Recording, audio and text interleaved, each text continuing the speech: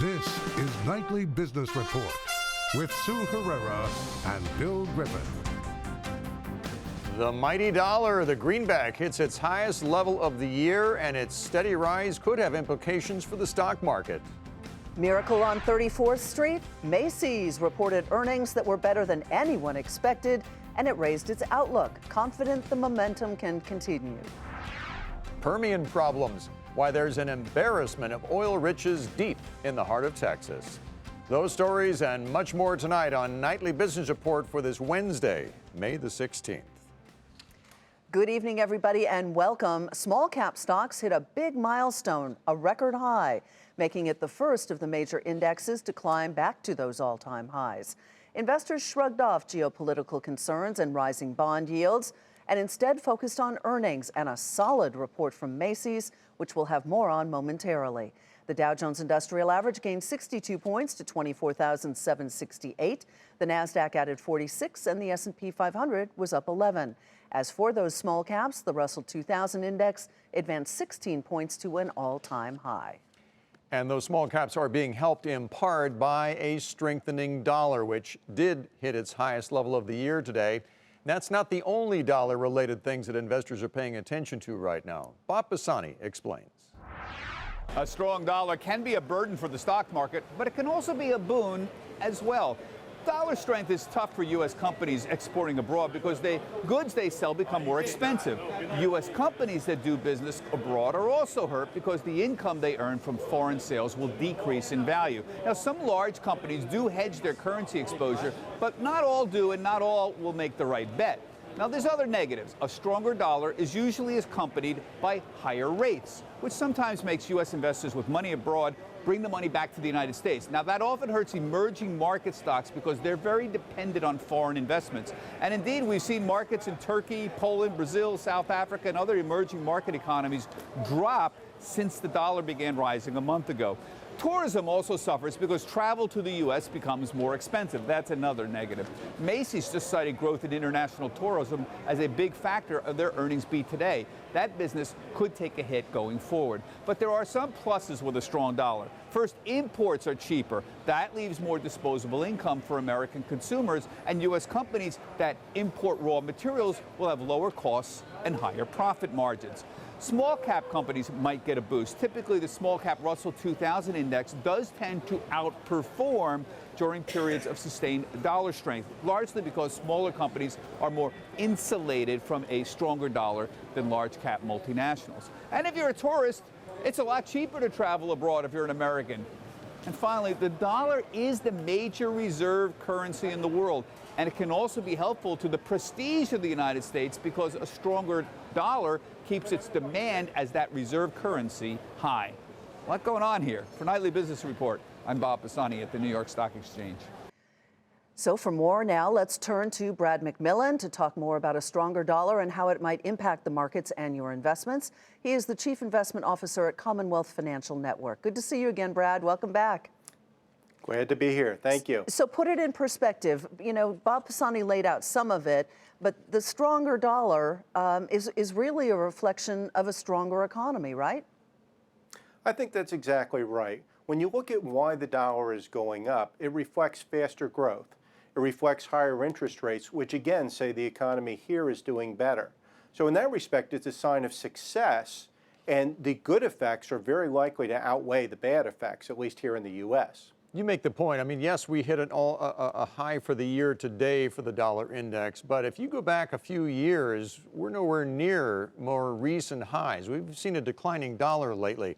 So at this point, do you see us going back to those more recent highs at this point? I don't see us going back. Yeah. And the point you make, we need context, is critical. Yes, we're at a high for the year, but it's only May, and we're still only at the levels that were pretty typical of last year. Last year was a good year. The dollar didn't kill us then, and I don't think it's going to kill us this year because I don't see it rising to the highs of past years. So let's apply it to the equity markets, because those who are at home may wonder if the dollar is stronger, and you did put it in perspective for us, what might the impact be on equities, specifically multinationals? It's going to be a bit of a headwind for multinationals. Certainly, when you look at the points that Bob made, I think they're absolutely correct.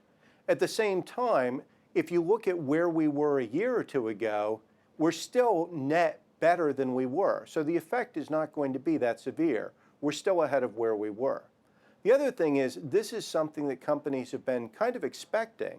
And the hedging is very real, and companies also have the advantage of reducing their costs. So there's an offsetting tailwind as well as the headwind. Net, probably not much.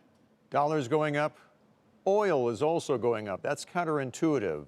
Do you see that lasting anytime soon? I mean, there are people who are talking about $90 oil in the not too distant future. When you look at the oil market, I think there are two things going on. First is we've seen demand increase, and that's continued. For all the talk about electric vehicles, almost all vehicles are still oil, and oil is still very much in demand. Second of all, we've seen significant supply disruptions. We've seen Venezuela go pretty much offline.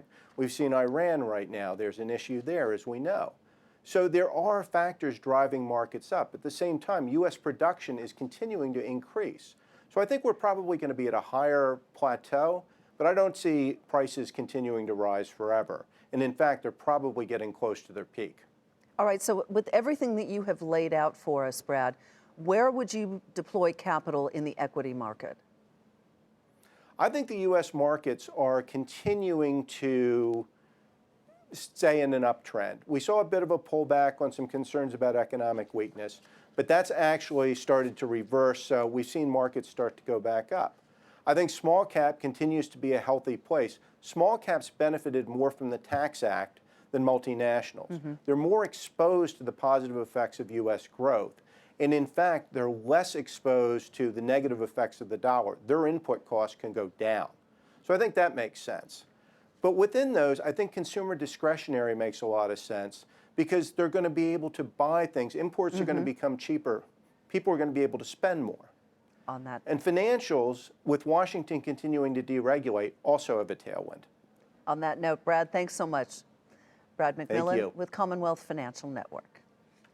As we mentioned, Macy's reported better than expected earnings. It also raised its outlook for the year.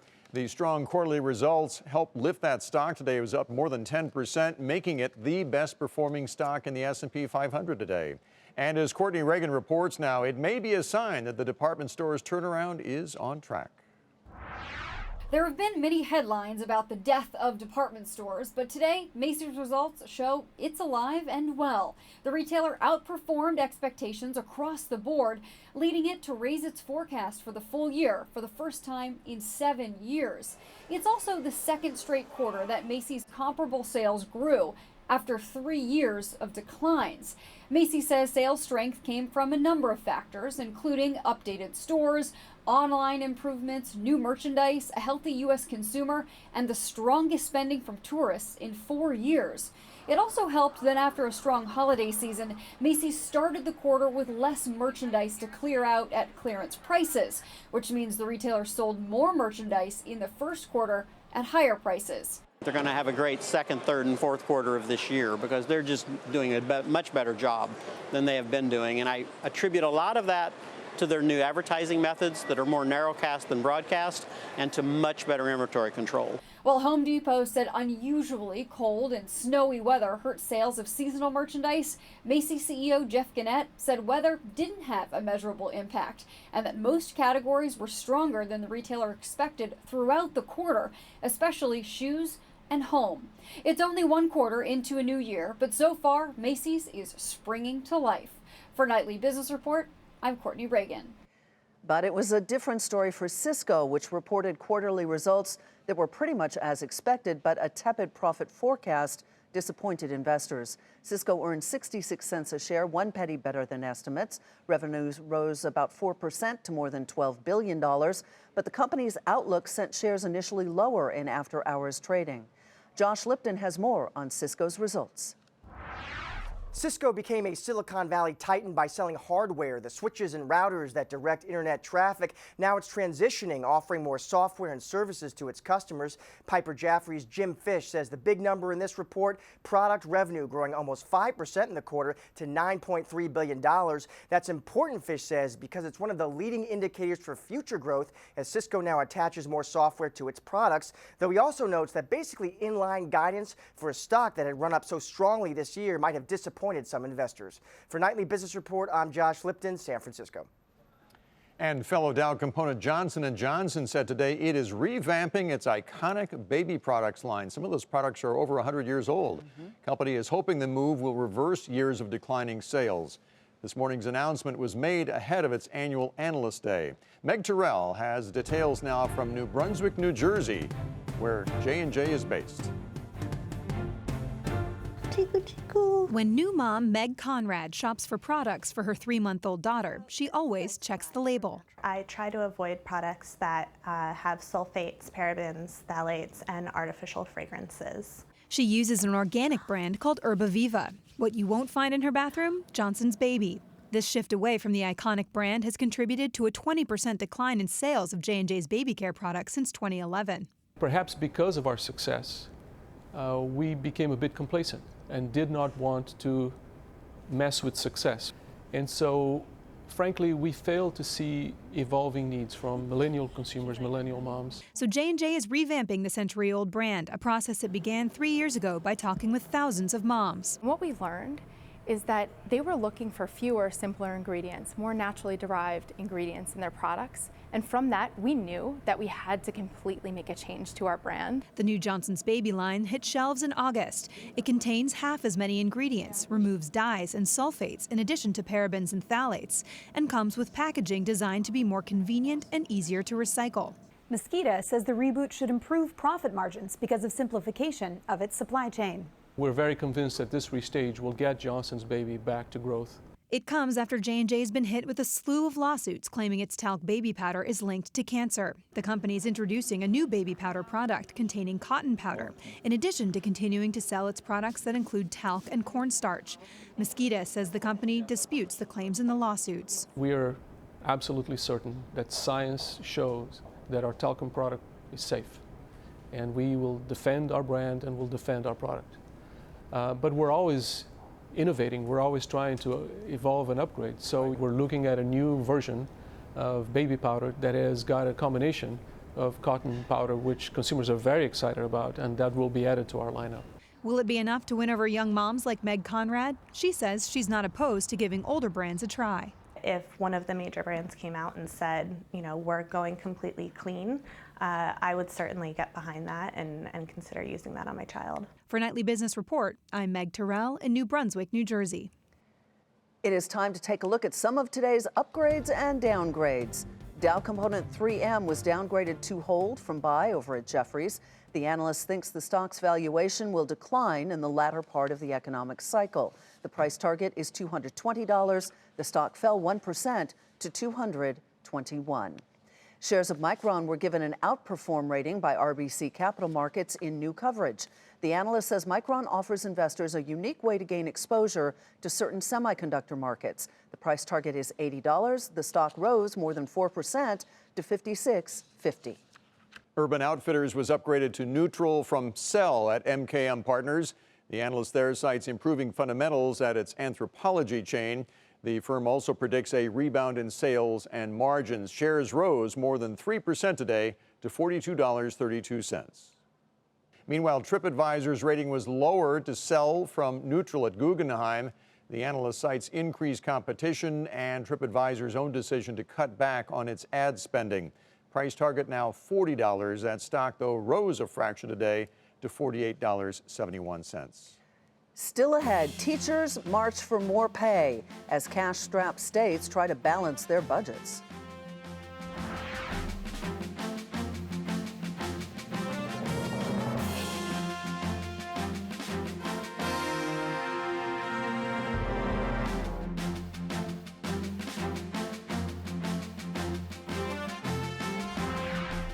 Just days after the Supreme Court lifted a ban on sports betting, a number of deals are in the works. Paddy Power Betfair, located in Dublin, Ireland, is reportedly in talks to merge its U.S. business with FanDuel, a daily fantasy sports company. Separately, Churchill Downs is entering the market in 3 states. The Kentucky Derby owner signed an agreement with SB Tech, which is a sports betting technology company that offers bets on events in New Jersey, Pennsylvania, and Mississippi. The deal sent shares of Churchill Downs nearly 3% higher. And Ford is confirming late today when production of its best-selling F-150 pickup truck will resume. Its Dearborn, Michigan plant will be up and running this Friday. F-150 production will resume at its Kansas City plant on Monday. As you probably remember, production of its most profitable vehicle was halted last week because of a fire at one of its supplier's plants. The International Energy Agency has a warning for the oil market. That organization says rising prices could curb consumption and, as a result, lessen demand for crude. At the same time, the group warned of a price spike due to a potential supply shortage from both Iran and Venezuela. Domestic crude rose today to settle above $71 a barrel. And as prices rise, shale drillers have been ramping up production. And now one part of the state of Texas is swimming in oil. But is it too much of a good thing? Brian Sullivan is in Houston, Texas for us tonight. The oil bust of a few years ago has turned back into an oil boom. Average daily oil production in America now stands at 10.7 million barrels per day. That's an all-time record and more than double the pace of just a decade ago. Much of that boom has come from just one spot, West Texas, in the so-called Permian Basin, perhaps the single hottest oil play in the world.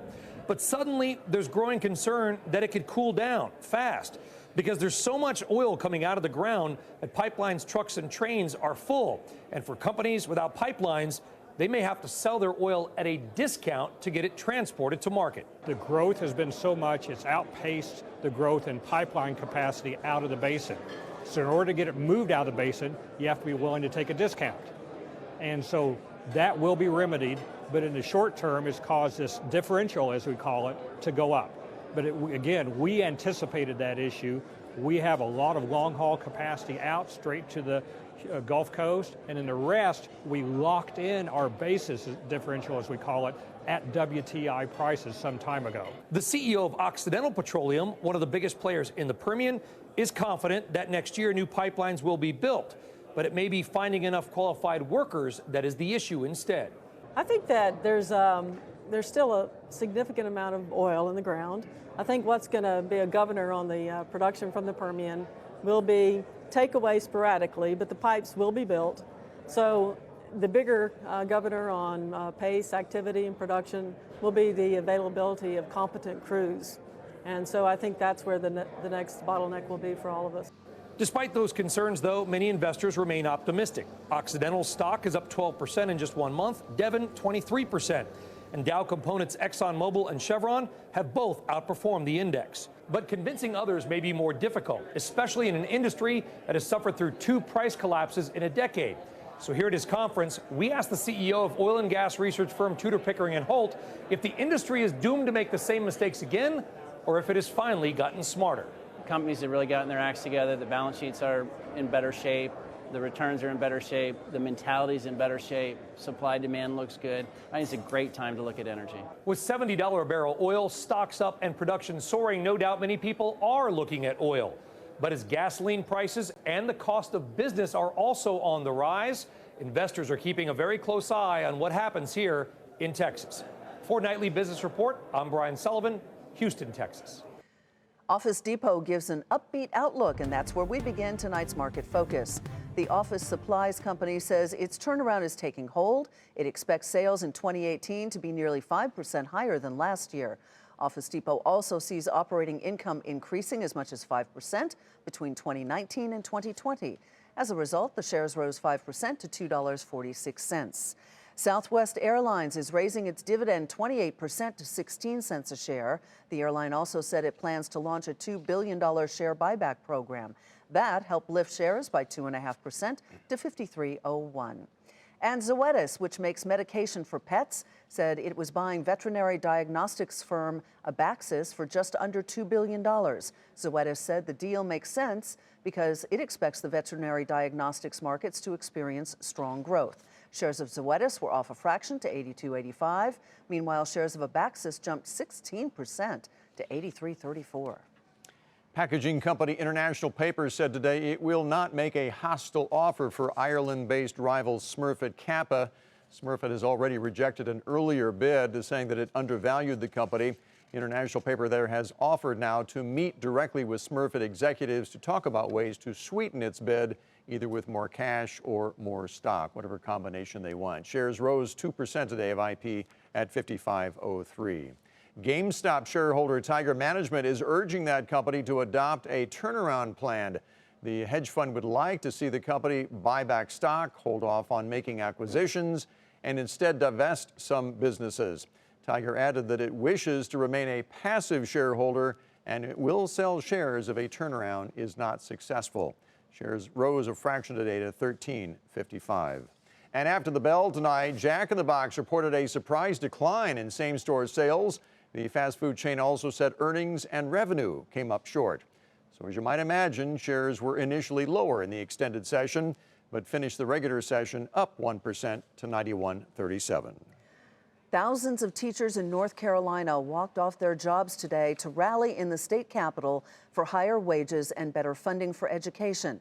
It is just the latest in a wave of protests happening across the nation, and it comes as states try to balance their budgets. Scott Cohn is in Raleigh for us tonight.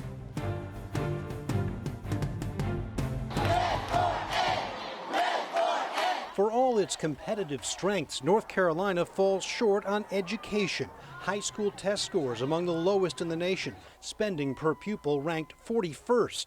If they funded per pupil what they fund per prisoner, then our prisons wouldn't be so overcrowded. And teacher pay ranked 39th.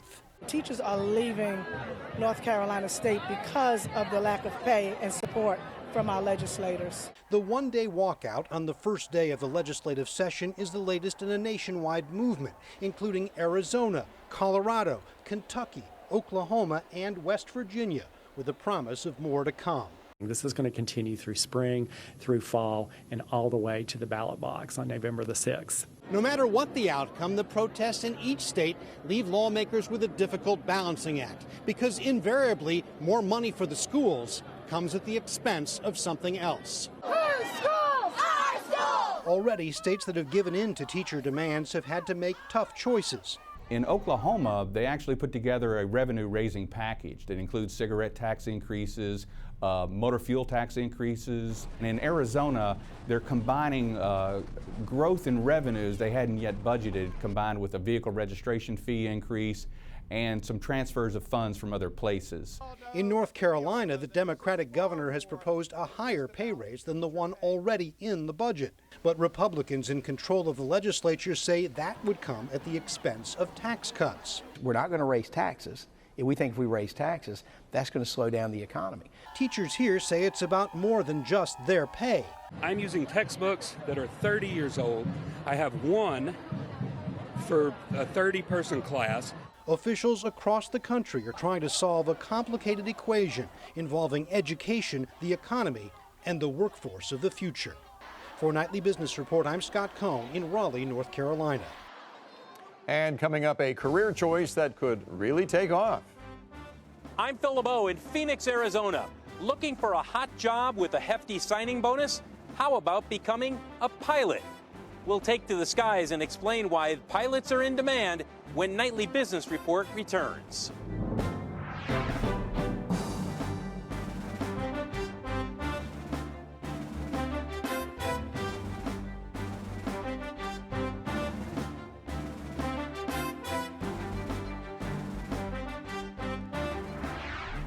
So what is one of the hottest jobs that companies are struggling to fill? That would be pilots. In fact, a looming shortage of people qualified to sit in the cockpit is creating a huge opportunity for those looking to fly for an airline. Phil LeBeau, as you saw, is in Phoenix for us tonight. 23-year-old Amanda Larson is sitting in the proverbial catbird seat, which happens to be in a cockpit. She's been flying for more than 4 years and is currently being recruited by 3 regional airlines. They know it's competitive, that they need to offer the best in order to get the pilots, because we'll just go somewhere else with a little bit better pay and flying the same thing. Amanda's in demand because of a looming pilot shortage, partially because so many will soon hit the mandatory retirement age of 65, while their airlines continue adding flights.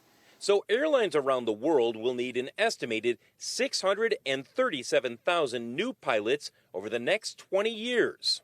The demand for pilots is not only a problem in the U.S., it is worldwide, and it's easy to see why. The number of people around the world who are flying commercially has soared to more than 3 billion annually. So universities that train pilots increasingly find themselves educating students from overseas, most notably China. The major airlines will contract with companies like ourselves, send their cadets to the United States to train from anywhere from 12 to 15 months. And once that requirement is fulfilled, they will return to China and begin flying within 1 year of that time. In recent months, some foreign airlines like Emirates have cut flights due to a shortage of pilots. While that hasn't been a problem for the big U.S. carriers, regional operator Great Lakes recently suspended operations, blaming a shortage of pilots, a situation analysts fear we will see again. What we're going to see is air service that might have been viable 10 years ago won't be viable in the future. For now, pilot recruits like Amanda Larson are landing the jobs they want with the perks to match. Phil LeBeau, Nightly Business Report, Phoenix, Arizona. Here's a look at the day on Wall Street one more time. The Dow gained 62 points, the Nasdaq added 46, S&P 500 up 11, and the small cap Russell 2000 advanced 16 points to an all-time high. And that does it for us tonight. I'm Sue Herrera. Thanks for joining us. I'm Bill Griffith. Have a great evening. See you tomorrow.